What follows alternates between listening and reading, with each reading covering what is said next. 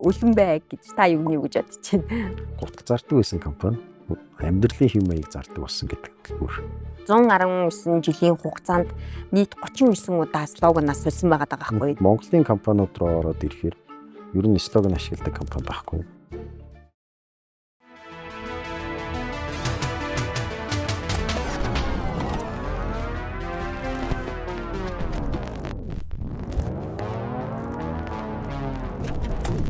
Сайн байцгаана уу, манай Marketing Movies подкастын 3 дахь дугаар хэлж байна. Хөтлөгч гэрэлжил өгтөө инх төс миний бий блог лотон студийн захирал байна. Тэг өнөөдрийн зочин хөтлөгчөр бол маркетингийн Celeb MGL агенцигийн захирал Мөнхбаатар өгтөө Цэдэв доллар ирсэн байна. Манай маркетинг дээр яг мэрэгжлийн хөтлөгчтэй болж байгаа.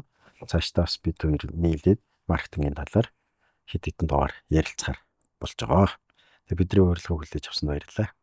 За Marketing Movies подкастнда урьж оролцуулсан та бүхэндээ баярлалаа. Өнөөдөр манай подкастын ерөнхий ивент эцэгчээр Business Builders Network буюу хамтдаа урагшлын явраатай бизнес эрхлэгчид биенээсээ туршлага судлах, хамтдаа зохицолтгүй суралцах ийм community байдаг юм аа. За тэгээд өнөөдрийн манай ярих сэдэв бол слоган. Слоган буюу одоо өрөө үг гэж орчуулах юм удаа монгол хэлэн дээр бол. Тэгээд энэ слоган гэдэг үгний түүхийг ярих юм бол анх Шотландын Овг аймагуд дайнд орохдоо хэлдэг байсан ийм өрөө үгнээс үүсэлтэй гэж үздэг юм байна. Тэгээд тэр нь бол англиар battle cry гэж нэрлэдэг юм байна. Тэгээд энэ слоганы талаар Цэдвгээс одоо санаа оногийн сонсъё. Юу гэж бодож байна. Өрөө үгний талаар, өрөө лозунгийн талаар бол нэвтрүүл подкастнда орохын тулд нэлээд их бас судалж үзлээ. Тэгээ нөгөө дайн байлдааны үеийн өрөө үг болж ашиглаж одоо маркетингийн салбарт одоо нэг түүл болж ингэж ашиглагдаж ирсэн юм байна.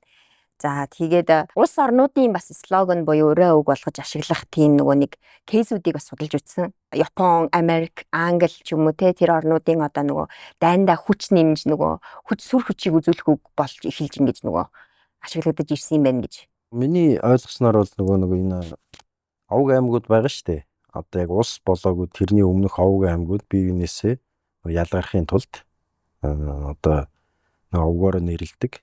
Жишээлбэл Монголд гэхэд чинь татар ч юм уу тийм овгууд байсан. Тэр овгууд бусдаасаа ялгархын тулд ямар нэг байдлаар нөгөө нэг тийм нэг өрөө өгтэй байсан. Тэгээ энэ зүйл бол Монголд нэлээд тийм сул юм байлээ энэ философи. Тэгээ сая Цэдвгийн ярьсан тэр нөгөө түүхээс нь ярих юм бол одоо жишээлбэл монголчуудын слоган үг гэхээр яг юу баг?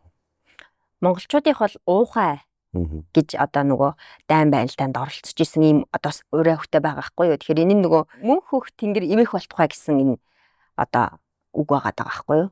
Утга нь бол тэгж гарч ирдэг юм. Тэгж гарч ирдэг юм байна. Тэгээд энэ нь болохоор нөгөө нэг одоо илүү монголчуудын төлхөө ашиглаж байгаа нь болохоор зэрэг нөгөө бие биендээ урам өгөх те. Тэгэхээр энэ одоо гэдгийг хурай уухай гэдэг нь бол монголчуудын одоо шившлэг болсон гэмээр юм уу тийм үгнүүд. Тэгээд нөгөө тухайн улс үндэстэн тухайн одоо компанид юу гэдэг компанид ажиллаж байгаа хүмүүс гэдэг тэр хүмүүсийн нэгдүгээр зоригжуулах үг байгаа даа. Хоёрдугаар талаар нөгөө чиг хандлагын тодорхойлох үг байгаа даа. Тэгээ монголчууд бол нөгөө нэг эртнээсээ мөнх хөх тэнгэр өвчин доор гэж хэлээд байдаг. Тэр бол яг монголчуудын үндсэн одоо бидрийг тодорхойлдог өрөө үг гэж бол би ойлгодог юм. Өөр орнуудын одоо өрөө үгүүд дурдвал ямар өрөө үгнүүд вэ? За бидний одоо Монголын хойд хөрш зөвлөлт холбоод улсын өрөө үг болохоор ураа гэдэг үг бол бас байна. Утга нь юу? Ураагийн. Ураагийн утга нь болохоор зохиод гэсэн утгатай. Ийм одоо нэг талдаа болохоор зэрэг нөгөө одоо дайн байлдаанд орж байгаа эсрэг талын одоо айлгах хүч өгөх тийм зориудлаар. За танаас би бас нэг юм асууя. Японы одоо дайн байлдаанд орж исэн өрөө үгийг та юу гэж бодож байна? Япончууд бол банзай л гэж хэлж ойрлдог л доо. Энэ нь одоо юу гэсэн үг? Банзай гэдэг үг нь болохоор нөгөө нэг 10,000 нас гэсэн утгатай хандтай. Тэгээ ер нь бол нөгөө нэг эзэн хан түн бум наслаг гэдэг шүү дээ. Тэр утгаараа би одоо өгсөн ч нөгөө нэг хойт төрөлдөө түн бум наслна гэдэг утгаараа банзай гэж ордог. Дайн байлдаанд ордог байсан юм байна. За тэгээд ингээд улс орны өрөө өгүүд явсаар хагаад компаниуд үүсээд тэгээд компаниуд үүссэн дээр одоо слоган гэдэг зүйлийг бүгд ингээд ашиглаад тэгээд энэ слоган гэдэг зүйл нь бол олон янзын нэртэй юм билээ. Tagline гэж хэлдэг, battle cry гэж хэлдэг, слоган гэж хэлдэг. Энэ зүйлийг 1800-аад оноос компаниуд ашиглаад бусдаасаа ялгарах өөрсдийнхөө одоо нөгөө вишн мишнийг тодорхойлоход ашиглаж эхэлсэн юм байна гэж ойлгосон. Тэгээд хамгийн анхны рекламад ашиглагдсан хамгийн анхны слоган нь болохоор савнгийн слоган байсан. Хөвөх гэсэн утгатай. Тэгээд тэр нь юу гэсэн үг вэ гэхээр бус савнгаас манай савн хөвдгөр юу онцлог шүү гэдгийг тодорхойлж гаргаж ирсэн гэдэг. Тэгээд энэ нь болохоор нөгөө Unilever гэдэг компани хамгийн анх рекламад ашигласан ийм слоган байна.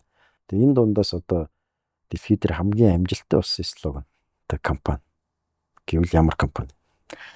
Амжилттай болсон гэдэг юм бол яг нь ер нь слоганыг яг ашиглаж эхэлсэн үеэсээ болвол мэдээж хамгийн түрүүнд Coca-Cola, Drink Coca-Cola гэдгийг бол 1800 оны сүүл үеэр яг ингээд нөгөө нэг ашиглаж ирсэн байгаа. Тэрийгэ болвол ингээд энийг бол яг слоган буюу яг өрөө үгийг утгаар нь хэрэгжилж ирсэн гэж ер нь бол судлагдаж гарч ирж илээ. Яг түүхэндээ слоганыг хамгийн амжилттай байршуулж маркетингийн маш том арга хэрэгсэл болгож ашигласан компани бол мэдээж бидний аягүй сайн мэдих Nike-гийн одоо Just Do It гэдгийг бол үнэхээр зах зээлийн судалгаа одоо хүний тархинд одоо ойлгогдох одоо тэр нөхцөл байдал тэгээд хүний хэрэгцээг тодорхойлсон байдал гэдэг утгаараа зэрэг хамгийн түүхэн слоган гэж хэлэх болохоор хэрэгжижсэн. Just Do It-ийн юу хамгийн супер нь юу вэ гэхээр тухайн бар одоо Nike 1980 он хүртэл гутал зардаг брэнд хийж байгаад Just Do It гэдэг слогантай болсноороо зөвхөн гутал зарах биш хүний амьдралын хэв маягийг зардаг болсон гэдэг. Тэгээд тэрийг ингээд лавшруулаа судлаад үзэхээр ер нь бол тэр Just Do It гэдэг үгээр бүхэл бүтэн нэг үеийг одоо спорт дуртай болгодог ч юм уу тийм. Тэгээд ямар нэг одоо ингээд ажил гаццсан тийм. Ер нь ингээд бөө ийм асуудалтай болцсон байгаа хүмүүсийг тэр асуудлаасаа одоо л хийхгүй бол хизээч хийхгүй штэ гэдэг мессежээр ингээд бүр одоо Nike компани бүхэл бүтэн чиглэлийг өөрчилсөн гэж гарч илээ. Брендийн нөлөөллийн хувьд нөгөө нэг 3 тойрог байдаг гин л дээ. Одоо тэр бүтээгдэхүүнийг зах зээл дээр байршуулж хэрэглэгчийн хэрэгцээ шаардлаганд нийцэх. Тэр 3 тодорхойлолтыг маш зөв олж одоо нөгөө харж слогана одоо нөгөө гаргасан гэж бол ер нь ойлгосон. За нэгт нь болохоор нөгөө нэг шийдвэрлэх одоо яг тухайн нийгэм шийдвэрлэх шаардлагатай асуудлыг нь яг олж тогтоох. Хоёрт нь болохоор брендинг нөгөө нэг яг яагаад оршин тогтнож байгаа вэ гэдгийг мэдрэх. Гуравт нь болохоор хэрэглэгчийн хэрэгцээ шаардлагыг нийцэх гэсэн одоо энэ 3 нөлөөллийн дагуу хамгийн оновчтой хийсэн байгаа даа харагдаж байгаа. Нэг нь болохоор зэрэг юу вэ гэхээр зэрэг яг 88 оны хавцаа энэ Just Do It гэдэг слоган гарсан бол яг тухайн үед Америкийн нийгэмд яг юу тулгамдж исэн бэ гэхээр таргалалт байсан гэж байгаа байхгүй. Тэгэхээр би Nike бол таргалалттай холбоотой яаж одоо энэ нөгөө асуудлыг шийдэх вэ гэсэн нэг юм гаргалгаа гаргаж ирээд.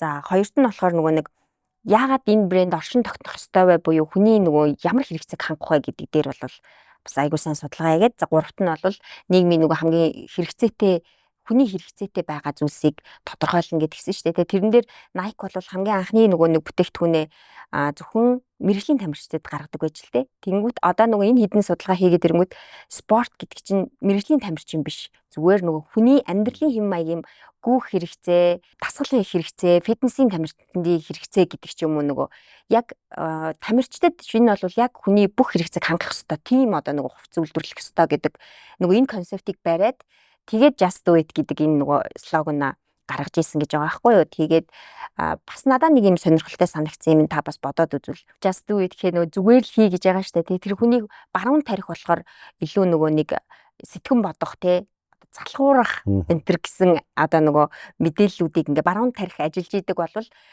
Just Do It гэ хэлэнгүүт хүн шууд окей за босоод ядаж таслаа хий гэдэг энэ сэтэл буюу энэ яг нөгөө практикл хүнд аягүй сайн тарих руу ингэж нөгөө орсон слоган гэж бас нөгөө дэлхийн одоо маркетингийн одоо нөгөө нэг компаниуд тэгж нөгөө тайлбарлсан байсан.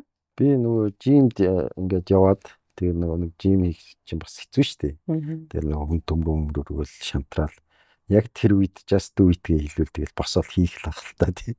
Тэгж би яг энэ үгийг анх яг тэгж л бодож олсон баг гэж бодсон байхгүй.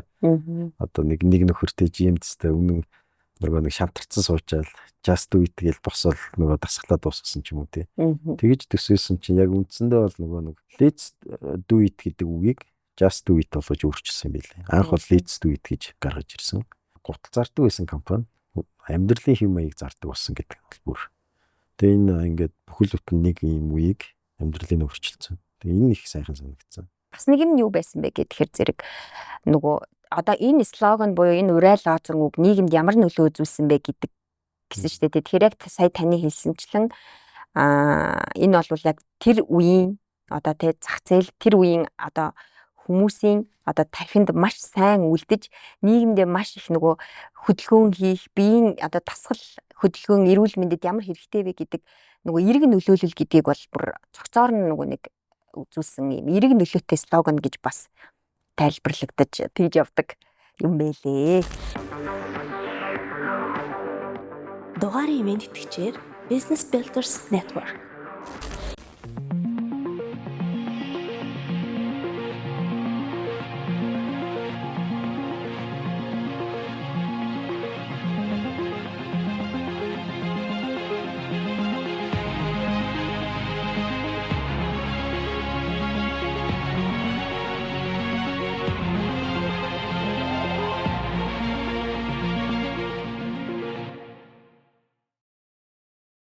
Ингээд одоо нөгөө дэлхийн ингээд юу супер слогнууд гэхээр айгүй их ариун мэдээлэл гарч ирж байгаа. Тэгээ эндээс яг өнөөдөр Nike-ийн Just Do It-ийг ярьж байгаа бас нөгөө Apple-ийн Think Different гэдэг үг бас байгаа. Богино үгээр тухайн компани vision, mission тэр компанид ажиллаж байгаа хүмүүсийн юу хийх ёстой гэд бүх юмыг тодорхойлоод өгч байгаа байхгүй. Тэ. Одоо Apple-д ажиллаж байгаа юм бол тэ бодхоос өөр юм хийхгүй нэ шүү дээ. Тэг утал ингээд энийг ингэж үзчихээ тэгээд Монголын компаниуд руу ороод ирэхээр ер нь слоган ашигладаг компани байхгүй. Тэгээд слоган оновчтой слогантай компани бас айгүй цөөхөн байна. Тэгээд одоо Монголоос чиний ингээд хамгийн энэ тархин дотор ч одоо Just Do It гэхээр бүгд мэдчихэж шүү дээ. Тэр шиг Монголд яг ийм хоногчтой слоган гэхээр юу вэ? Тэг шууд хэлэхэд. Шууд хэлэхэд нөгөө юу гэдгийг за шууд хэлэхэд бол надад хамгийн нөгөө нэг сэтгэлд ойр шууд тогтоогцсон гэвэл нөгөө хаан банкны танд орхон түмэнд итгэлтэй гэдэг хэрэглээ. Одоо нөгөө тэр слоган нь бол яг надад хамгийн түрүүнд буудаг. Таны хувьд одоо аль нь вэ? Миний хувьд ам цангав. Чингис Бивийг ингээд дахин яриад байгаа шалтгаан нь болохоор ам цангав гэдэг тэр слоганыг анх гаргаж ирээд одоо 26 жил яг л слоганыг барьж явж байгаа юм компани байна. Энэ болохоор бас яг Just Do It чиг Монголын нийгэмд маш том нөлөө үзүүлсэн. Одоо болтол ингээ хүмүүсийн сэтгэл зүрхэнд байдаг. Яг энэ реклам яг энэ цогц ажил байгаа шүү дээ. Энэ цогц ажил ингээд яг үнэхээр Монголын рекламны энэ орон зай дотор хамгийн юм сайн үр дүнтэй ажил гэж би бол дотроо бодож байна. Тэрний дараагийн слоган гэхээр Mobicom-ийн нөгөө нэг таны тэмүүлэл бидний хөтлөнө гэд. Тийм. Тэрийг нөгөө хүмүүс айгүй их ингэж өөрчилж тоглолдог байсан тэр слоган дээр. Mobicom-ийн таны тэмүүлэл бидний хөтлөхийн өмнөхийг та санаж байна уу? Тэрийг санахгүй. Таны гарт ертөнцийг хатгуулна. Тэр бол бас миний харж байгаагаар бас айгуу сайн нөгөө хоногшсон яалаа дууны үг болж явсан. Одоо брендийг хоногшуулах ингээд нөгөө айгуу олон сувгууд байгаагаас дуу гаргаж яг хоногшсон слоган гэж бол би бодож байгаа. Тэгээ тэрний дараа урсах амьдралыг холбоно гэсний дараагаар саяны нөгөө нэг таны тэмүүлэл бидний хөтлөнө 3 дахь слоган юм байна. Тэгвэл юу юм бэ те? Mobicom-ийн эхний слоган бол би сая чамайг хэлэхээр бодлоо л та. Nokia-гийн слоганаас авсан юм шиг. Nokia-гийн слоган чинь Connecting People байсан шүү дээ. Тийм тий нэрээ. Хүмүүсийг холбоно гэдэг. Тэгээ тэрийг л нэг жоохон монголчлаад өөрчлөөд. Одоогийн та Mobicom-ийн слоганыг санаж байна. Санахгүй. Энгийнийг ухаалгаар. Тэгэхээр нөгөө нэг би бас одоо юу гэдгийг компаниудын YouTube суваг те сошиал сувгууд руу ороод ер нь слоганыг хэр ашиглаж ийн гэж ерөнхийдөө бас нөгөө Монголынхаа том гэсэн компаниуд руу орж үзлээ л дээ. Тэгэхээр яг слоганы тал дээр сүүлийн үед ер нь жоохон слоганыг ингээд нөгөө байршуулах нь жоохон багассан юм уу гэж харагдсан. Би ч бас ингээд компаниудын реклам янз бүрийн юм ингээд анзаараад харахад тийм юуг болсон юм шиг санагдав надад сүүлийн үед. Нэг жоохон тийм замбраагүй. Яг юм богинохон одоо нөгөө хүмүүс нэг урт үзээд юм богинохон ой санамжтай болцсон гэд тэрэнд нь зориулаад ч юм уу тийм хоорондоо ерөөс авцалтаагүй рекламад айгүй хийдэг. Тэгэн гутал тэр яаж ийн вэ гэхээр тухайн компани ерөөсөө ингээд бидний тарих толгойд хоногшоо болчиход байгаа юм. Жишээлбэл одоо хамгийн сүүлд сая Skytel-ийн реклам гаргасан шүү дээ. Монголдо хурдан билүү тий. Тэгэн гутал тэр рекламыг ингээд дуустал энэ яг ямар компани реклам юм болоо гэж юусоо ойлгохгүй байна. Тэгээ яг юу реклам надад байна бас ойлгохгүй. Тэгэн гутал энэ гадны энэ одоо энэ слогонд яг өмнө ингэ яваад байгаа энэ зар сурталчилгааны энэ кампанууд байгаа шүү дээ. Эдрийг харахад эдэр ингээд айгу замбраатай хүн өх мессеж нь тодорхой. Бид нар яг ийм юм хийдэг гэдэг нь тодорхой. Тэгэн гутал Монголын компаниуд ингээд харахаар ерөөсөө ингээд нэг тийм яг юу хийгээд байгаа нь ингээд хэрэглэгчтэй тодорхойгүй. Тэгээ ингээд заавал тэрийг орж ухаж ийж ойлгодог. Тийм болчиход байгаа юм шиг санагдаад байгаа байхгүй. Ер нь энэ монголчууд яагаад слогон ашиглахгүй? Маркетингийн хүн болохоор та сайн мэдж байгаа. Яг хуу ашиглахгүй байгаа гэж бол зарим нь тэрийг нь шууд хийж хэлэх хэцүү хаа. Зүгээр хитрхи одоо нөгөө маркетингийн юм нөгөө стратеги те төлөвлөлт ингээд богино хугацаа те урт хугацаанд хийж байгаа маркетингийн төлөвлөгөөнүүдээс гадна бид нар илүү их нөгөө сошиал медиа маркетинг гэдэг нөгөө нэг концептн дээр илүү анхаарад нөгөө өгөх ёстой тэр стратеги том вижн мишн буюу эрхэм зорилго үнэт зүйлээ жоохон алдаад байгаа учраас зэрэг слогоно жоохон баг хүргээд өдөр тутмын нөгөө сошиал контентууд руугаа илүү анхаарад тэр нөгөө үн цэнтэй мэдээлэл дутуу хүргээд байгаа юм шиг тэгж харагдчихж бас магадгүй би бас ер нь бас тэгж бодоод байгаа сүүлийн үед. Тэгээд сая та бас хэлж штэ тэгээ гадны орнуудад слогоныг нөгөө нэг ингээд урт хугацаанд ашиглаж ийн гэдэг. Ер нь Coca-Cola жишээлх юм бол 119 жилийн хугацаанд нийт 39 удаа слогоноос сольсон байгаа байхгүй тий. Тэгэхээр хамгийн урт нөгөө нэг буюу 18 жил орчим байсан нь тэр Drink Cola гэдэг хамгийн анхны слогон байсан. Тэгээд тэрний дараагийн кейс нь жинхэнэ амт гэдэг нөгөө нэг слогон гаргаад тэрийг аягүй амжилттай явж исэн чинь төр завсарсан гинэ. Тэгээ яагаад гэхээр зэрэг зах зээл дээр хит байршаад бусд нь бүх юм хуурамч юм шиг зөвхөн жинхэнэ юм бол кола юм шиг тийм мессеж хүртэл тэр кампань явсан байгаа байхгүй юу? Амар юм тий. Тэгэхээр нөгөө яг өгөх ёстой мессеж хүрэх гэж байгаа юмаа бүр тултал нь ингээд нөгөө хүмүүст ойлгуулсан байна гэдэг энэ бол үнэхээр бас гайхамшигтай. Түүх юм шиг надад бас санагдсан. Одоо бол яг сүүлийн үеийн юундаа бол real image гэдэг нэртэй гэдэг слогонтой явж исэн. Pepsi ч гэсэн яг адилхан юм билээ. Нийт 42 удаа сольсон байсан. Энэ слогны юу фейлцэн түүхэд дотор тэр Pepsi-гийн everything refresh everything гэдэг слоган хамгийн ихэнд гарч ирд юм бэл. Яагаад фейлцэн бэ гэхээр тэр нөө refresh гэдэг өөрийнхөө амьдралыг өөрчилгээд хүмүүсээс нөө санал асуулга аваад. Тэгээд тэр нөгөө юу тэнцсэн санал асуулга дээр нь бол хөрөнгө оруулалт хийгээд тэр төслүүдийг хэрэгжүүлдэг тийм уул нийгэмд нэлээд тийм ашиг тустай кампань эхлүүлээд. Тэгтээ тэр нөгөө хүмүүсийн нөгөө одоо яг тэр маркетингийн агенцийн хүссэн үр дүн гаргаагүй хүмүүс ерөөсөө тэрийг юу авч хэлцээгүй. Тэгээд тэр үгэндээ л учраа байгаа. Everything юу refresh everything гэхээр нөгөө хүмүүс чинь бас бүх юмыг refresh хийх дурггүй шүү дээ. Тодорхой юм дээр refresh хийх дуртай. Тэгвэл everything гэхээр чинь бүх юмаа л refresh хийхээр чинь яг зарим хүмүүс бол дуртай гэж болно. Тэгтээ ихэнх нь дурггүй байх гэж би бодож байна. Заримыг нь бас хүлээн зөвшөөрч явах хэрэгтэй шүү дээ тий. Тэгээд Pepsi-гийн бас нэг нөгөө нэг саяхан 2017 оны үед нөгөө Live for Now гэдэг слоган нь бас хүмүүсийн маш их шүүмжлэл өртөөд тэгээд Pepsi өөрөө уучлалт гуйгаад энэ слоганыг бол цаашид ашиглахгүй гэж яасан юм бэлээ, зарласан юм бэлээ. Тэр нь болохоор яг хэр мэдээж нөгөө нийгэмд тулгарч байгаа чагсаалт, цуглаан, тэгээ нийгмийн тэр улс төрийн байдлыг ингэж нөгөө сүргээр ашиглаж хөнгөнөөр хүлээлгэж авч байгаа гэдэг нэг тэр концепц нь хүмүүсийн шүүмжлэлд нэлээд өртсөн. Тэгэхээр ер нь Pepsi-гийн 2 кейс гарч ирж байна шүү дээ. Pepsi-гийн 3 дахь кейс нь Филиппинд байт юм бэл. Филиппин илүү энэ юу өмнөд Азид нэг улсад Монголд нөө Атила гэдээ арих байсан шүү дээ. Бөглөөн дотор юм нэр цуглуулахаар шагнал өгдөг.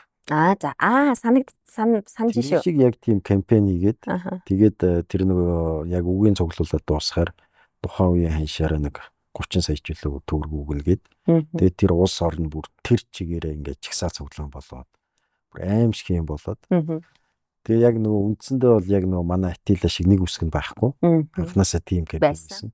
Тэгээд бүр Pepsi-ийнхаа өөрсдөө тэр улсад нь очиод уучлалт гуйгаад иргэн борлоход нь 2.5 тухайн нөгөө улсынхаа мөнгөнд нэмдэгтэр ингээд нөхөн төлбөр өгөөд тэгжээж тэр ингээд бүр босдгын хэмжээнд байсан зүйлийг гал унтраасан гэдэг. Нэг тийм бас Pepsi-гийн түүх байт юм.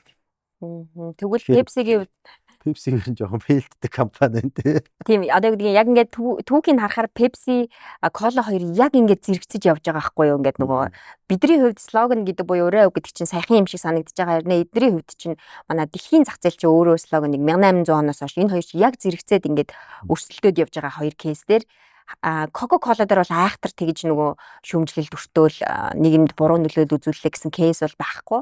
Тэнгүүд эсрэгээрээ Pepsi маань ингээд яг нөгөө чагсаал цуглааны төлөө одоо чагсаал цуглааныг одоо жоохон сөргөөр ашиглаж одоо кампайн хийсэн ингээд хоёр дахь кейс юм байна. Pepsi ч угаасаа реклам хийх болгонд бол Coca-Cola хийсэн реклам хийдэг л тий.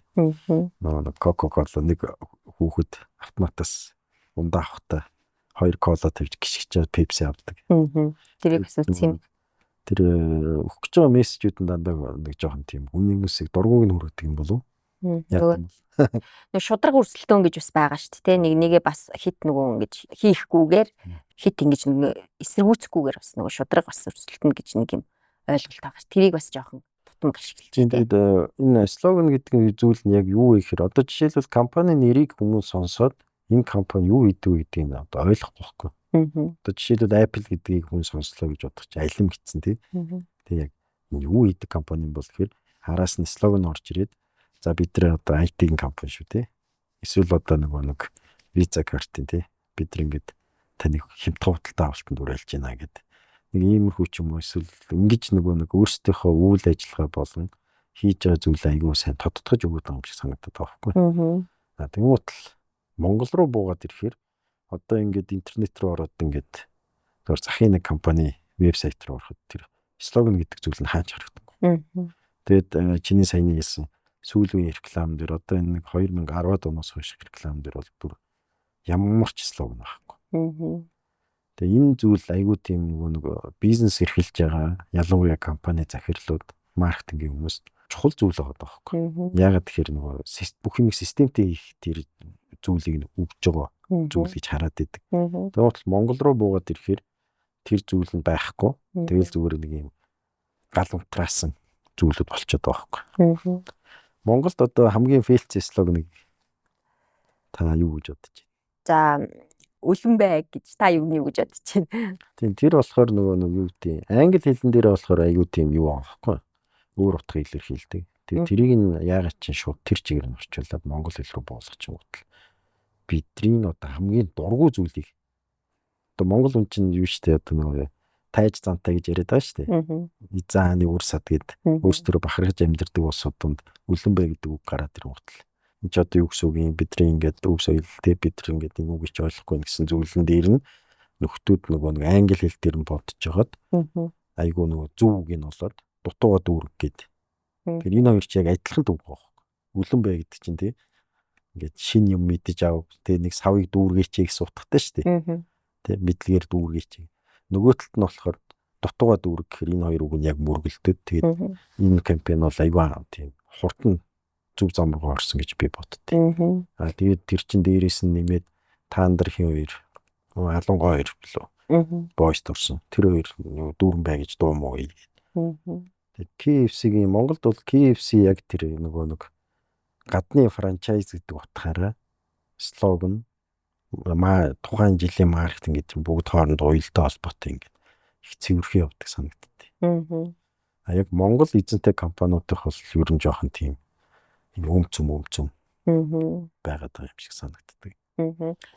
Яг 2000 ер нь ингээд сүүлийн үед слоганыг ашиглахаа болцсон гэдгийг миний бодлоор нэг 2016 оноос хойшоо одоо би энэ Монголын топ гэсэн компаниудын сошиал сувг, YouTube сувг, Instagram-ыг ер нь бүгдөө сайн нөгөө орж үзлээ л дээ. За ямар слоган байна гэдэг судалгаа хийхийн тулд өмнө нь юу байсан, одоо юу байж байгаа. Тэгээд за 3 слоган солигдсон бол аль нь нэлээд амжилттай явсан ингээд хараад үзэнгүүт яг сүүлийн 16 оноос хойшоо ер нь слоганыг баг ашиглахаа болцсон шахуу харагдаж байгаа байхгүй юу. Тэгэхээр тэрний өмнө нь бол яг ингээд нөгөө том зургаараа бид нар чинь нөгөө зөвхөн нөгөө мэдээллийг зураг телевизээс авдаг байсан цаг хугацаа байгаад байгаа байхгүй юу. Одоо болохоор сошиал медиа гэдэг энэ нөгөө маш шорт юм нөгөө нэг агуулгатай концепт руу орсон учраас зэрэг слоганыг жоохон ашиглахаа болцсон юм даа л гэж юу н харагдсан. Нөгөө гадны янз бүрийн сайтууд руу ороод том компаниудын үг өвдсөн л дээ.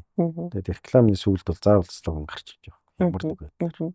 Тэрийг ингээ үзэхээр тэр хүмүүс ингээд нөгөө нэг одоо тэд нар чинь 1800 гэхэр ч одоо баг хэд юм 250 жил бизнес хийц улсууд дээ шүү дээ. Тэгвэл энэ хүмүүс фокус алдна гэдэг юмыг аягүй сайн мэдээд байгаа байхгүй. Тэгэн гутал тэрэн дээр энэ слоган гэдэг юмар тэр зүйлээ ингээд бариад байгаа байхгүй. Одоо Монголын ингээд ямар нэг компанид ороход за бидний ийм компани шүү. Манай слоган ийм шүү гэж хэлдэг компани бол байхгүй байх л гэж би бодод байна.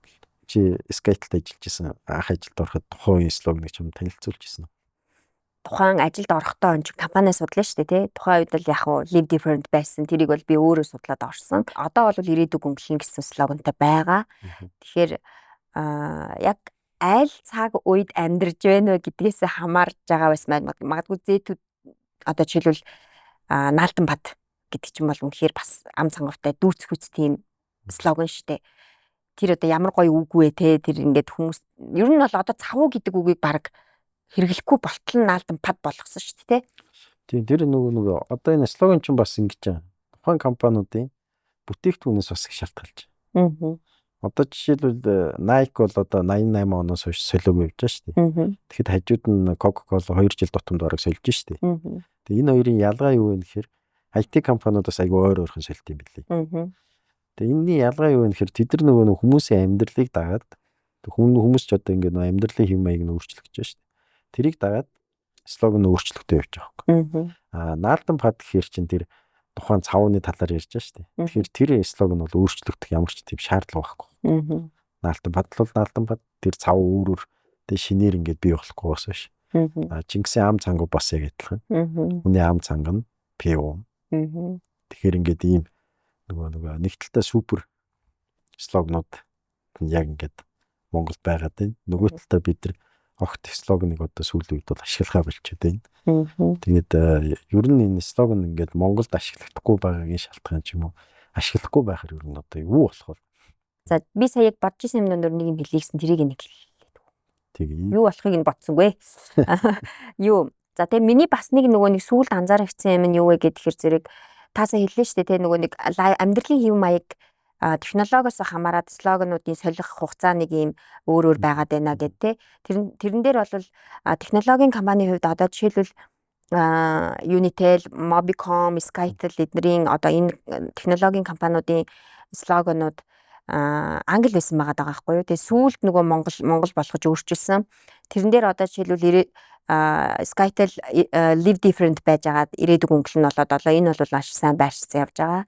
Дээрээс нь нөгөө нэг юм нөгөө ая байгаа шүү дээ. Дан дараран гэдэг ая байгаа. Тийм. За Unitel-ийн хувьд бол анх байршихтаа бол live partner байж байгаад одоо олж төрүүлж алхна. Хамтдаа төрүүлж алхна. Хамтдаа гэдэг үг нь ерөөсөө байршиг байна. Хоногшоогүй юм. Тийм байна тий. Тэгээ сая нөгөө битүүрийн яриан дунд нэг юм сонирхолтой юм гинт ороод ирлээ. Тэр нь юу вэ гэхээр нөгөө Монгол ичтэй сууг байгаа шүү дээ. Тий. Тэр хамгийн анх зах зээл дээр гарч ирээд байршихтаа тэр мэдээнийхээ дараа хэлдэг үг нь бүр хүмүүсийг амар бүр яг Монгол ичтэй дуртай болгосон. Тэр нь болохоор нөгөө хаалтын гэрээгүй нөгөө ямар нэг юм захиалгын бус мэдээг бид нар та нарт хүргэнэ гэдэг утгатай. Тэр үгээ ингээд нөгөө нэг одоо хүртэл мэдээнийхээ ард хэлээ явдаг шүү дээ. Тэгвэл энэ Монгол ичдэг яг энэ одоо нэг слоган гэж хэлэх юм уу одоо юу гэх юм те өөрсдөө тодорхойлсон энэ зүйл нь айгуу тийм үзэгчдийг маш сайн татсан байхгүй гэж бодлоо сая. Энийг бол яг нөгөө ураа өгөх гэж бол хэлэхгүй зүгээр яг нөгөө бусад ижил төрлийн одоо бизнес эрхлэгчдээсээ ялгарах одоо нөгөө хамгийн гол point нь буюу нөгөө зүйлэн байсан. Тэр нь илүү хүмүүс хаалтын гэрээгүй байна гэдэг чинь бид нөгөө хэвлэл мэдээллийн хэрэгчлөө гэдэгтэй адилхан яг л тэнцвэртэй мэдээ авах юм байна гэдгийг ингээд авсан ойлгосон байж бас магадгүй тий. За өөр таны нөгөө хувьд Монгол одоо нөгөө нэг компаниудын хувьд хоёулаа яриагүйгээс өөр тэр санаанд орж иж байгаа слоган байна уу? Одоо ер нь бол нөгөө Монголын слогануудыг ярихаар дандаа юм IT-ийн компани, банк, одоо нөгөө харилцаа холбооны компани, банк хоёр л орж ирээд байгаа байхгүй. Тэгээд банкн дээрээс гээд хэлэхээр нөгөө нэг хас банкны ихний слоган. Одоо ч явж байгаа слоган байна. Зөв банк, хас банк гэдэг. Энэ бол маш олон жил явж байгаа юм билээ. Солигдоогүйгээр. Бас ингээд нөгөө хүмүүсийг айгүй сайн татсан Тэгээ яг нөгөө энэ философи дотор явна гэдэг нь өөрөө бас айгуу тийм хүндэлмээр. Зөв банк, хас банк бол яг энэ слоганыг маш удаан ашиглаж байгаагийн хэрээр айгуу сайн хүнд хоногшуулж чадсан. Гэхдээ яг сүүлийн үед энэ слоганыг айхтар нөгөө сурталчилгаанд ашиглахаа болцсон юм шиг сая зүгээр надад санагдлаа. Гэхдээ нөгөө байршаад бидэрт хоногчно гэвэл хоногчсон байна тий. Яг энэ ингэсэн байж бас магадгүй л нөгөө анх компаниг бий болгохдоо анхных нь удирдах зөвлөлтэй захирал маркетингийн албаныхын за хэдүүл яг ингэж явна шүү гэдэг юм тодорхойлоод тавьчихсан. Тэгвэл дараагийн орж ирсэн улсууд нөгөө Монгол хүний зам байна да. Үргэлжлүүлдэггүй. Өөрчлөх дуртай. Тэгээд тэр зүйлийг өөрчлөн гутал нөгөө эсэргээрээ ингээд нөгөө тухайн брэнд бидний тарихыг бүдгэрээд эхэлж байгаа. Хас банкны ямар нэг реклам хийлгэхэд хас банк гэж дуусчвал ингээд хүн тоохгүй. Энэний араас заавал нөгөө зөв банк хас банк гэж хэлэх юм бол ингээд дурсамжин сэтрээд бид нар ингээд одоо ийм юу гэдэг ийм банк нэрээ байдаг штэ гэсэн тэр юм давхцаж орж ирд юм болов гэж боддог. Тэгэхээр ер нь слоганыг ашигласан л тийм юм байна. Танай компани слогантай. Манайх слоган байхгүй. Танай компани. За одоо блогийн одоо слоган жишээлбэл ямар слоган вэ? Feel confident. Монгол чанга тэрж тав тухыг мэдэр гэдэг. Ер нь бол нэлээд олон хөлтэй юм тий. Олон үг ашигласан юм байна. Дэлхийд бас ингээд нэг ийм кейс байна л да. Ер нь слоган богино ойлгомжтой гэдэг ийм нэг концепт байгаа шүү дээ тий. Тэнгүүд эсэргээрээ маш урт одоо нөгөө слоганаар амжилтанд хүрсэн кейс байд юм. Johnson & Johnson гэдэг нөгөө хүүхдийн бүтээгдэхүүн байдаг шүү дээ тий. Тэр хамгийн урт слоганаар хамгийн их борлуулалт нэмж аягүй сайн байршуулсан байд юм. Тэр нь болохоор та өдөр бүр үсээ угаадаг. Танд зөөлөн шампунь хэрэгтэй, хүүхдийн шампунаас дээр шампунь байна гэж юу гэдэг ийм урт слоганыг слоган биш юм шиг. Энэ болохоор нөгөө кейсэн дээр гарч ирж илээ. Яг энэ рекламанда энийг ашигласан чинь нэрэл хүүхдийн шампунаас өөр шампунь байхгүй л бах гэдэг ийм итгэл үнэмшлийг өгөөд тэгээд энэ яг энэ маш сайн борлуулалтыг нэмж чадсан юм да гэж харсан. Одоо нөгөө маркетинг гэдэг зүйл зөвхөн сошиал медиаар хэмжигдээд байгаа. Тэгэхээр зэрэг нөгөө энэ ураа үг буюу бусад брендинг гэдэг юм уу эднэрийг ингээ ашиглахгүйгээр зөвхөн сошиал медиад хандаад байгаа юм шиг санагдчихэж бас магадгүй. Тэгээд энэ бол мэдээж бас ингээл маркетингийг зөвхөн инфлюенсерээр ойлгодог болцсон ч юм уу те. Гэтэл энд чинь маш олон одоо нөгөө хүчин зүйл байгаа шүү дээ те. Маркетингийн слоганыг амжилттай байршуулах байна, брэндэн байна. За тэгэл энэ дундаа TV commercial гэдэг ч юм уу ингээд маш том зүйлийг бид нар яг одоогоор зөвхөн Facebook, social media дээр ингэж нөгөө хязгаарлагдмал сэтгэж байгаа учраас зэрэг нөгөө бизнес өөрийнхөө үн цэн, алсын хараа одоо нөгөө юм зүйлээ томоор нь ингээд нөгөө харагдаж чадахгүй жоохон одоо хөөсрөлтийн үе дээрээ явж байгаа гэх юм уу. Энэ одоо нөгөө урсгал хийж байгаа тэгээд гайгүй болоод яг тухайн бизнес яг үн цэнтэй нийгэм эрэг нөлөөлөлтэй ийм гоё кампанит ажлуудыг бол хийн гэдэгт бол ер нь бол итгэж байгаа. Дугаарын ивент итгэгчээр Business Builders Network. Бодоод байхад миний бодлоор голомт хамгийн слоганыг байршуулаагүй банк юм гэж харсан би. За тэрний үг. Та мэдэж байна уу? Сайн сайхныг санхүүжил.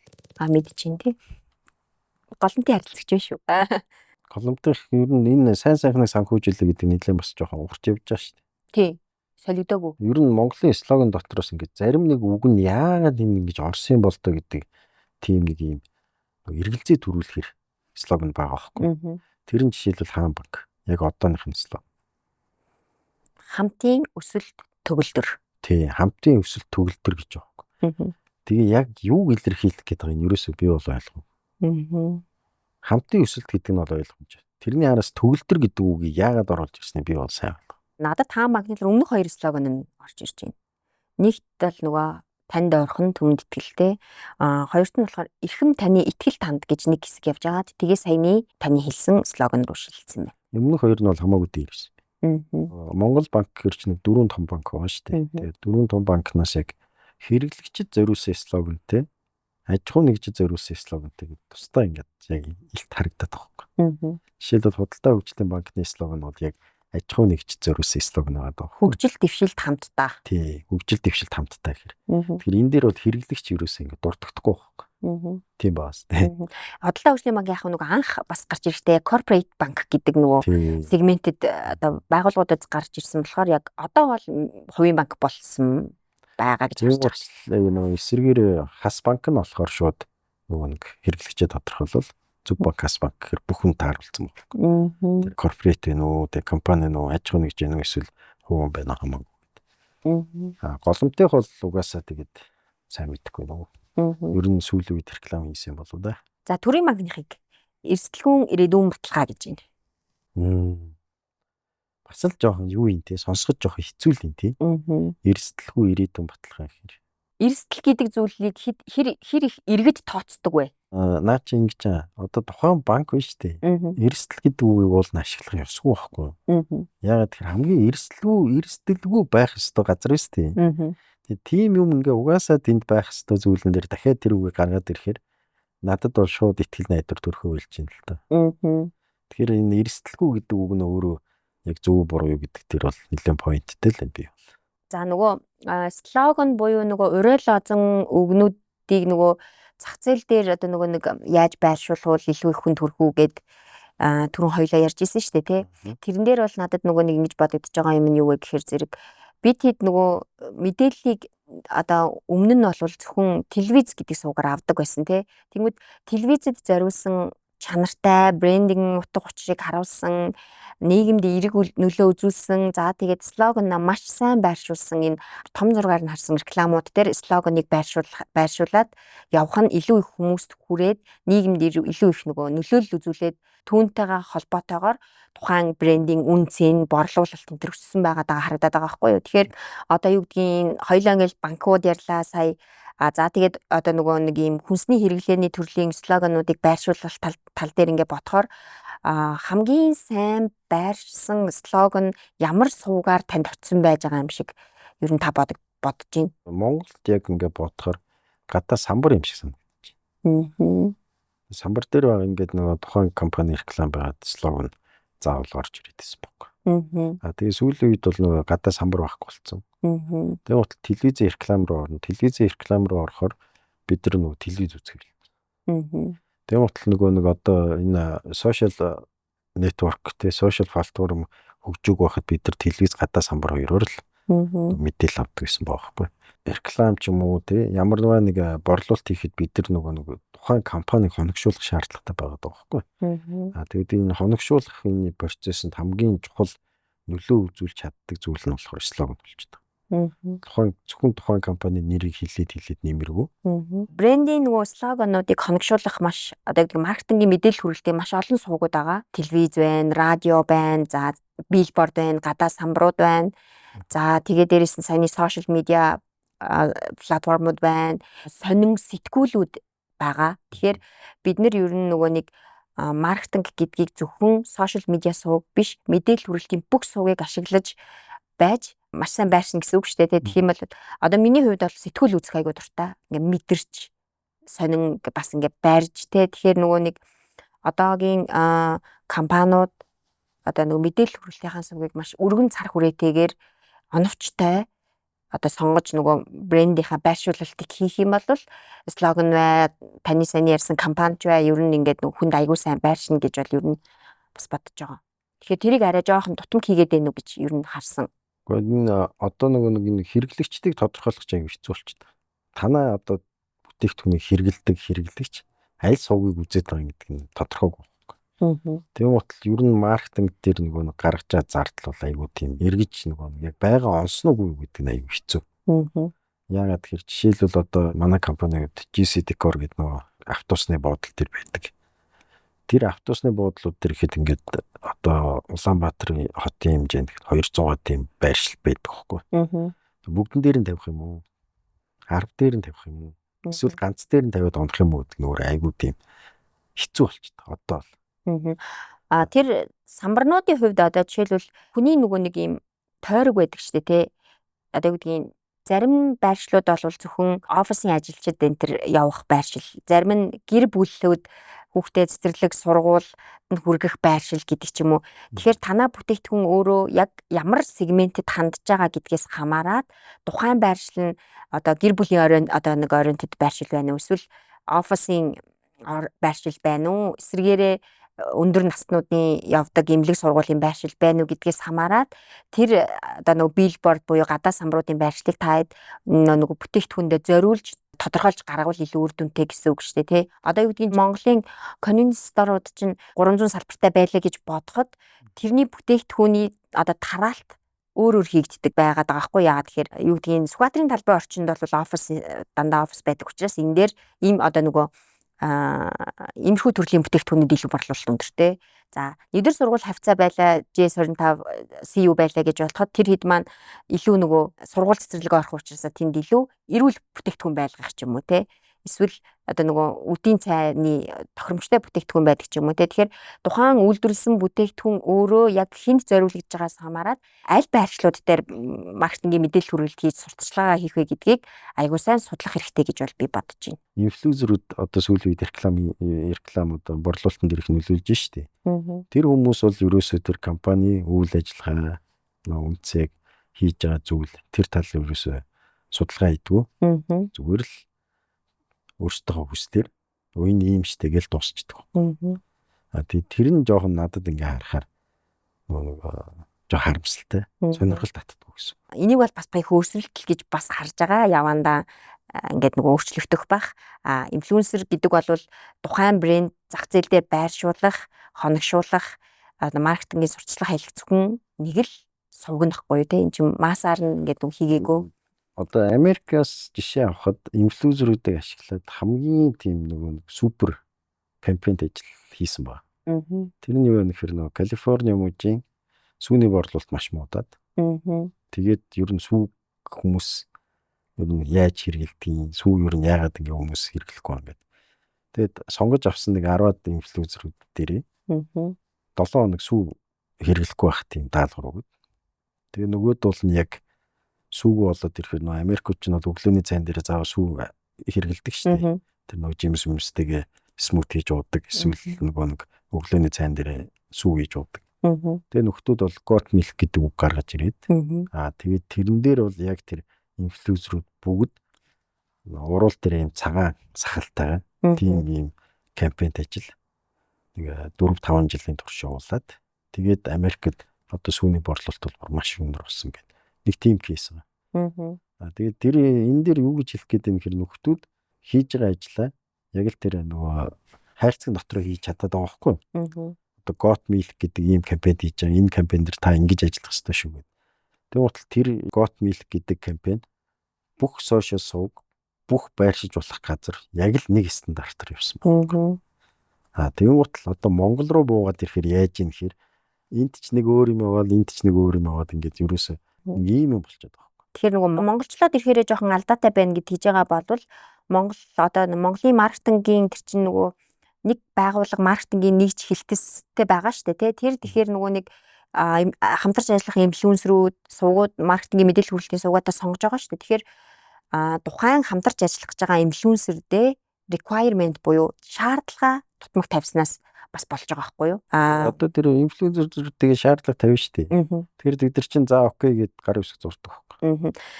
Гарын үсэг гэрэн дээр зураад төлбөр мөнгөө өгсөний дараа шал өөр юм хийдэг. Тэгвэл тэгээд нөгөө системтэй төлбөрийн нөхцөл тавих хэрэгтэй байхгүй юу? Эхлээд 20%, дараа нь 20% гэдэг ч юм уу. Тэгэхээр нөгөө бид нар одоо захиалагч компаниуд инфлюенсертэй ажиллахдаа одоо нэг зөв системээр тавьж ажиллаж байж бид нар энэ процессыг сайжруулад цаашид инфлюенсер ч гэсэн хин нэгний шаардлагад буюу захиалагч компанийнхаа шаардлагад нийцэж ажиллах нэг ийм одоо ажлын урсгал процесс явагдах хэвээр. Тэнгүүд одоо яагаад вэ гэхээр би ажилуул ажиллана байвал бай. За надад бас нэг ийм кейс бас тохиолдож байгаа байхгүй юу? Нэлээд олон дагчдаа Монголын одоо нөгөө инфлюенсер одоо нэг тийм баг байгаа. Тэнгүүд монголчууд өөрөө бас айгүй их нөгөө нэг юм хөгжилтэй юмд их дуртай. Тэрэн дээр ингээд нөгөө нэг тоглолцсон. Тэнгүүд за окей манайх ингээд манай одоо маркетингийн компани дээр одоо захиалагчлаас ийм кампанит ажиллаж орж ирлээ. Тэгээд хоёулаа хамтарч ажиллаа гэд тэнгүүд шууд за окей эхлээд мөнгө төлчих гэж байгаа байхгүй юу. Тэнгүүд тэрэн дээр юу болж байгаа гэхээр ямар ч нөгөө ажлын уурсгал, ямар ч юм мэрэгжлийн төвшөнд ажиллах процесс бүр байхгүй тий. Тэнгүүд тэрийг сонсоод би яаж байгаа гэхээр эхлээд жоохон шоконд орно. За эзэн ч одоо юу илээ тий? Яагаад ингэж ажиллах хэрэгтэй вүлээ? Тэр Монгол компаниуд өөрөө инфлюенсертэй ажиллахдаа аягүй сайн мэрэгжлийн өндөр түвшинд ажиллах хэрэгтэй болж таарж байгаа байхгүй юу? За тэгээ окей би заадвал хамтарч ажиллая бас бодож шít мөнгө шилжүүлээд үзье юу ч гэсэн яаж ажилдгийг ингээд. За мөнгө шилжүүлчлээ. За тэгээ байж итл би буцаага за төлбөр мөнгө шилжүүлчлээ шүү гэх ингээд за ойлголоо хийж яагаад яри гэд. Тэгээд алга болж байгаа 2 хоног тий. Тэгмэд бид нар чинь хугацаатай бүх юм ингээд цаг хугацаатай явж байгаа штэ. Тэгэд 2 хоногийн дараа би за ингээд нөгөө яасан бэ юу болсон бэ гэд ингээд залгаад ингээд асуусан чинь за мөнгөө шилжүүлсэн үү те л гэж байна. Тэр гүйлгээнийхаа скриншот хийгээд явуулаа л гэж. За би тэгээ бас явуулж үзтээ. За скриншотыг. Тэгээ байж байгаад бүр ярихгүй болохоор дахиад 1 хоногийн дараа залглаа. За танах маань ингээ яасан бэ гэдгсэн чинь за юу үлээ гэд мартаж санаж байгаа байхгүй юу. Тэнгүүт би одоо үйлдэл хийж эхэлж байгаа байхгүй юу. За ингээд бид нар ингээд компанитай чи харьцаж байна те. Тэгэхээр хэдүүлээ гоё мэрэгжлийн түвшинд ажиллая. Мөнгөө шилжүүлсэн. Баримтаа явууллаа. За тэгээ одоо танай реклам чи яах юм? Зохиол байгаа юу? Бид нар зохиолн дээрээ санал өгөх үү? Манайх бол ийм хийх гээд байгаа. Ийм юм хүрэх гээд байгаа компани юм ба гэд тэгэнгүүт манайх зохиол хийж гаргадаггүй. Нэгдүгээрт. Хоёрдугаарт бид нар өөрсдөө хоорондоо ярьж агаад тэгээд нэг ийм зохиолтой юм хийгээд оруулчихна. Тэгээд таалагдахгүй бол манайхаар хянуулах уу те? Хянуулахгүй. Манайх шууд тэгээд цац чинь хэрэг таалагдахгүй бол 50 үгүй мөнгө танах буцааж аваарай. Гих мэтчлэн ийм нөгөө мэрэгжлийн бус тэ тийм хамтарч ажилладаг инфлюенсерүүд ерөнхийдөө бол нэлээд байгаа. Тэгэхээр энэ дээр бол бид нар аль талдаа айгуу тийм мэрэгжлийн төвшөнд ажиллаж сурмаар байгаа юм шиг надад санагдсан. Манай компаниас инфлюенсерүүдтэй ажилладаг л та. Тэрэн донд сайн хүнч бий, саар хүнч бий. Яг мэрэгжлийн төвшөнд ажилладаг усуд бол байгаа. Үнэхээр бахархмаар. Тэр одоо яг за нэг ийм ирээл ч юм уу те ийм юм ингээд өгөөч гэвэл яг тэрний даваа хийж өгдөг. Нөгөө талдаа яг саяны кейс чинь сургаггүй алга болоод тэр хооронд бид нар гэрийнхээ дагуу төлбөрөө төлж байгаа шүү дээ. Уучлаарай ч байхгүй орж ирээд. Одоо ингээд 2 сар би нэг жоохон даун ээжээд одоо зүгээр болсон. Тэгэхээр ажлаа хөргөлжлүүд тэгж орж ирдэг хүн ч байна. Тэгвэл энэ юу илэрхийлээд байна гэхээр бид нар юу нэг жоохон системийн тоглолтод орсон болов уу гэж би боддог. Тэгээд нөгөө нэг одоо энэ компани захирлуу те маркетингууд нь яг юу хийх гээд байгааг өөрсдөө өгч мэддэггүй. Ер нь бол тэр нөгөө нэг эцсийн дүндээ энэ зүйл юунд хүрэх гээд байгааг энэ ч сайн мэддэггүй. Тэгээ нөгөө нэг гал унтрах маягаар л тэгэл за нэг реклам хий даа гэл өө тгий даа гэл. За одоо хин юу вэ? Одоо Монголд алдартай байна гэл тэр нэг хүнээ олж аваад тэрүүгээр нэг реклам хийлгээд. Ингээд яваад байгаа юм болов гэж бодоод байна л да. Одоо тэр инфлюенсерийн дүр сонголтын дээр бол одоо тэгтээ манайхан харьцангуй бас одоо сайжрах байлгүй дээ те энэ чи өөрөө одоо юу гэдгийг компаниуд Монголч одоо хэдэн том аж ахуйн нэгжүүд хэдэн байгууллага байгаа үлээ. Тэгээд ер нь бол энийг бол харилцан хамтралцаж бол сайжирна. Хэрвээ сайжрахгүй ингээд байвал одоо тэгээд зах зээлээс дарч чаддаг зарчимтай л байх болов байлгүй дээ. Тэгж бодож байна. Үнэ борлуулалтаа бодохоор инфлюенсертэй хамтрахаас өөр сонголт байхгүй ч тийм. Тэгээд одоо нөгөө нэг монголчууд чинь даган дуурах, ер нь дэлхийн бүх хүн даган дуурах хоббитэй шүү дээ. Нөгөө лабубу лөө. Тэр чинь бол нөгөө нэг Blackpink-ийн нэг хүүхэн зүнхэндээ зүгэл тэгэл дэлхийэр ингээл бүүн боллоо шүү дээ. Одоо бол хэдэн тэр бомны хөрөнгөтэй. Тэрнтэй адилхан нөгөө хин нэгнээс заавал жанжин шум авч л явах байх л та. Тэгэхээр инфлюенсерийн асуудал бол тийм амархан шийдэгдэх байх. Тийм тэгээд гол нь аль талдаа чадвахчаад нэг талдаа маркетингийн захиалга буюу маркетингийн брифээ инфлюенсертэй аягүй сайн зөв өгөх. Тэгээ маркетингийн менежер өөрөө аягүй сайн системтэй ажиллах тий нөгөө талдаа инфлюенсер ч гэсэн өөрийн гэсэн одоо хамтарч ажиллаж байгаа байгууллагын үүрэг хариуцлагыг хүрээнд ажиллаа одоо чанартай тэгээ үүрэг хариуцлага аягүй сайн хийх гэсэн ийм хоёр хөдөлгөөн байна да. Инфлюенсерүүд чинь өөрсдөө нөгөө мөнгөөр хахаж байгаа ус чинь тэгээд нэг тэгж юм бодохгүй хөө. Тэгээд таадагдахгүй бол мөнгө чинь шууд буцаагаад явуулчих хэвчээ. Дугаарыг мэдтгэжээр Business Builders Network. Би бас бизнес эрхлээд нэлээд удаж нэг 15 жил орчим бизнес эрхэлж байгаа. Тэгээд нөгөө сүүлийн үед ингээд маркетингийн менежер ажилд авахаар мэдлэг дутуу. Ер нь бол нэг юм одоо нэг жижигүрийн мэдлүүд байдаг шүү дээ. Тэрэн дээр маш дутуу байдаг. Тэгээд яг монгол хэл дээр маркетингийн талаар ингээд юм уншия гэдэг ингээд интернетээс хайдаг ч юм уу тий. Янз бүрийн юм ингээд хайж үзэхэр ерөөсөө тийм мэдээлэл өгдөг. Бага мэдээллүүд нь бол зүгээр нэг тийм академик мэдээллүүд байдаг. Тийм утал чинь одоо нэг өнөөдрийн битүүр ярьсан сэдв доторч байгаа ингээд одоо жишээл слоган гэж гаргаад ирэхэд тийм доторч бүр айгүй их юм байгаа байхгүй. Суралцахаар мэдлэг олохоор. Тэгэд яагаад ингээд ийм мэдээллүүд ер нь Монголд тутмаг гэдэг юм бол. За би ер нь бол бас маркетингийн салбарт нэг 10-аад жил ажилласан ийм туршлагатай хүн байгаа. Тэгээд яг ингээд нэгдсэн маркетингийн судалгаа, шинжилгээ, шүүмжлэл бичсэн бас яг нэг ийм платформ бас байдаггүй. Тэгээд нөгөө талдаа болохоор зэрэг тухайн байгууллагууд чинь нөгөө нэг бүтээгдэхүүн үйлчилгээ, брендинг зах зээл дээр байршуулахдаа зөвхөн одоо нэг дотооддоо зориулж судалгаа шинжилгээгээ хийцдэг. Одоо жишээлбэл Skytel гэхэд судалгаа шинжилгээний хилтэс гэсэн тусдаа хилтэстэй тэр дотроо ямар бүтээгдэхүүн зах зээл дээр гарах гэж байгаа. За өрсөлдөгч компаниуд нь ямар байна гэд ингээд нөгөө судалгаа шинжилгээгээ түлхүү нөгөө дотооддоо хийгээд тэрнийхээ дагуу тэр мэдээлэл нь дотооддоо үлдээд тэгээд зах зээлд брэнд бүтээгдэхүүнүүд ингээд зах зээл дээр байршдаг. Нэгдсэн одоо нэг нэр томьёогоор Монголын одоо маркетингийн одоо кейсүүд амжилттай байршуулсан сурталчилгаанууд гэх мэтчлэн ийм хайлайт хийгээд дүгнэлт хийсэн одоо яг ийм одоо платформ буюу одоо яг ийм юм байхгүй юм байлээ. Тэгэхээр одоо яагаад гэдгийг нь бол сайн хэлж мэдэхгүй байна. Гэтэ биднэрт бол мэдээж яг энэ талаарх судалгаа шинжилгээний яг ийм үнэхээр одоо судалгаа нэгдсэн байдлаар одоо нэг судалгаа шинжилгээ хийсэн ийм бодит кейсүүд бол одоо ер нь бол маш их хэрэгтэй байгаа. Слогонуудын тал дээр гэх юм бол Монголын одоо топ 100 аж ахуйн нэгжил гэдэгтэй адилхан топ 5 аж ахуйн нэгжийн одоо сүүлийн 20 жилийн слогонууд, вишнүүдийг ингээд нэгтгэсэн тийм гоё гарын авлага ч юм уу те нэг хүмүүс нөгөө түүхээ мэддэг байвал ингээд нөгөө нэг болчих гээд идэг шүү дээ те. Тэгэхээр тийм юм үнэхээр бол бас байхгүй дутагдaltaй бол харагдаж байна.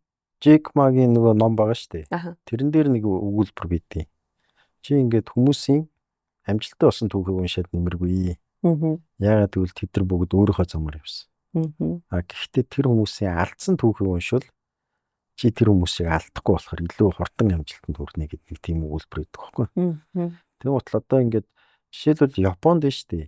Жил болгон юу тайланд гэдэг тийм юм ном юу сэтгүүл гэх юм уу ном гэх юм уу хэвлэгдэж гардаг байхгүй. Тэгээ тэр тайланд гэдэг номон дээр бүх жүжигчид, бүх инфлюенсерүүд, бүх одоо юу гэдэг дуучин тий. Ер нь чи ингээд хамтарч ажиллаж болох бүх хүмүүсээ мэдээлэл гэдэг байхгүй. Бүгднгийнх нь мэдээлэл. Тэгээд за чи ингээд одоо юу гэдэг за одоо нэг Оно гэд одоо Японд байгаа биш Америкт нөгөө одоо Япон тамирчин байгаа шүү дээ бейсболын. Одоо спортын түүхэнд хамгийн өндөр юу мөнгөнд үнэтэй гэрээсэн тоглогч. Жишээлбэл тэр хүний бүх мэдээлэл байгаа. Тэгвэл тэр хүнтэй холбоотойгоор энэ хүн ямар тий компани реклам тоглосон юм бэ гэхээр тэр нь гараад. Тэгээд тэдээс тэдэн оны орн тим компани тим реклам тоглосон гэдэг нь гараад ирээд. Тэгэн гутал тэрэн дээрээс улбалаад тухайн үеийн борлуулалтынх нь орлого басан гэдэг интернет дээр ингээд ил гараад ирээд. Тэгэн гутал чинь тэнд ажиллахад амар байгаа сте. Тийм ээ. За энэ хүнийг бид нар сонгуул энэ манай компани нүүр царай болоход яг тохирох юм байна тий. Тэгээд бидний борлуулалт нь ингэж өсөх юм байна. Прогноз хийж чадчихсан. Одоо болохоор Монгол зүгээр юм даарч идэт байгаа байхгүй. За энэ хүн дээр ингээд нэг энэ үнээр нэг юу компани сурталчлуулаад үзвэл яад юм бол. Тэгэн гутал нөгөө бид нар чинь загасны хувь санамжтай. Тухайн үний өмнөөсөн одоо нэг дүүх нь ерөөс мартагдцсан. Тэгэл нэг ингээл амжилтгүй нэг нөхөр байсан ч гэсэн нэр нүрээр ингээл нэг реклам тоглоо яваад байдаг. Энэ бүгдийг ингээд бол нэгтгэхэд гаргахчвал бол их зүгээр ах юм. Харин тийм ээ тий. Одоо нөгөө өнөөдрийн нэвтрүүлгийн хүрээнд бол ямар ч юм манай нөгөө энэ подкастыг хийдэг бизнес сегментийнхэн маань слогны талаар нэгдсэн нэг нийтлэл гаргаж өгөх гэж байгаа шиг байна. Тэг яг нөгөө бизнес сегментийг бас би нөгөө ер нь бол байнга уншдаг. Бодит одоо гоё мэдээллүүдийг тэндээс авдаг. Бас нөгөө сүүлд би оруулсан байсан нөгөө 2025 оны highlighted байсан шүү дээ. Тэр бол надад бас ингээд Одоо бид нар чинь айгүй нөгөө унших хэрэгцээ ер нь ингээд багасаад байгаа штэ. Тэрэнд маань нийцсэн нэг юм хөөрхөн мэдээллүүдийг хайлайт болгоод оруулаад оруулсан байсан маш их таалагдсан. Таны саяны хэллэг дээр Японы тэр одоо тохимол гэж ярьдаг штэ тий. Тохимол гэдэг ойлголтоос Монголд байсан тиймэрхүү одоо гэдгийг шар ном гэж байсан санагдаад байна. Зүгээр инфлюенсер гэдэг ойлголт байхаас өмнө бүх контактууд байдаг тий. Тэгэхээр бас нэг ийм хэрэгцээ бас биднэрт байгаа юм байна гэдгийг одоо энэ компаниуд бол одоо бас тий мэдэж аваад нэг ийм тохимол гаргахад бол тий зах зээл нь эрэлттэй бүтээгдэхүүний тоонд орох шүү дээ. Одоо нөгөө нэг ийм асуудал байгаа юм. Кино театруудаар ингээд кинонууд гарахаар үзсэн хүний тоомог нь юу ил мэдээлье гэд төрөөс нь хэлээд. Тэгсэн чинь нөгөө компаниуд нь тэрийг мэдээлдэг. Тэнгуут л одоо жишээлбэл би кино театрт реклам өгмөр байгаа байхгүй юу? Сүүлд аватар үзэж явахдаа би энд бас өөрийнхөө компани реклам өгж болох юм байна. Тэнгуут л тэнд нөгөө нэг ямар ч мэдээлэл байхгүй болчихгоо. За одоо яад юм бол гэд ингээл ер нь юм зогсчод байгаа. Үзэлтийн тооноос хамаарат борлуулалтын тоо чинь шууд нөлөөтэй харагдах гэдэг шүү дээ. Тэгэхээр нөгөө борлуулалтын бодит юм аял гарахгүй гэдэг утгаараа тэр тэгж нөгөө нэг татвараас зугатаж байгаа илүү дээ. Илүү. Одоо өргөө кино театр нөгөө нэг 100 сая төгрөг одоо нэг ямар нэг киноноос 100 сая төгрөг олчлоо гэж бодоход нөгөө уран бүтээлчтэй өх мөнгө зөнгөө хэмнэх гээл тэгэл хилдэггүй гэж би бодлоо шүү дээ. Нөгөө талдаа нөгөө контент бүтээгчид буюу кино нийлүүлж байгаа гарууд чинь саяхан нөгөө сошиал дээр баахан тийм төлбөрөө өгөхгүйний асуудал яригдаад тест. За тэгээд бидний өнөөдрийн подкастн дээр оролцсон сэдвүүдээ баярлаа. Тэгээд өнөөдрийн ярьсан сэдв дотор бол ямар ч юм Монголын компаниуд маань юу слоган буюу ураа өгдөө. Энэ зүйл дээр бас анхаараарай. Тэгээд энэ зүйлээс системтэй авч яваасаа гэж хүсэж байна. За тэгээд подкастнда урьж гоё хамтарч одоо слоганууд болон ураа өгнүүдийг ингэж гоё кейс болгож жишээ болгож авч яриулах боломж олгосон. Тэгээд бизнес цэгийн хамт олон болон танд маш их баярлалаа. Та хэд маань энэ нэвтрүүлгийг үзээд та хэд бас хамгийн тийм сонирхолтой санагдсан слоган байвал бидэрт комментээр үлдээгээрэй. Мөн дараагийн сэдвээр ямар сэдвээр яриул та маань үзэж сонирхохоор та сонирхлыг татчаа сэдв байвал бас бидэртэй уулзаарай. Баярлалаа.